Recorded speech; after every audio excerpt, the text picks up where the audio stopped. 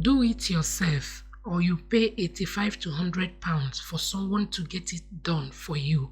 In this part of the world, you got to learn to do so many things by yourself. There are some skills you need to have to save yourself some money. One of them is this. You see this, making hair, doing it yourself. It will save you some coins because here every penny counts.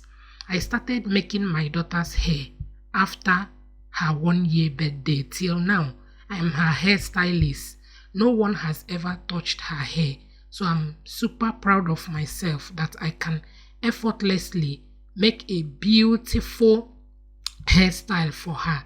And she has also learned to make mommy's hair, which you have seen in one of my videos. Today I made this beautiful, simple and neat hairstyle, which happens to be her favorite hairstyle. I switched it up a little bit by using this color of attachment. Otherwise, she likes black and prefer to use it all the time. I think this color is not bad at all, and I'm glad she liked it.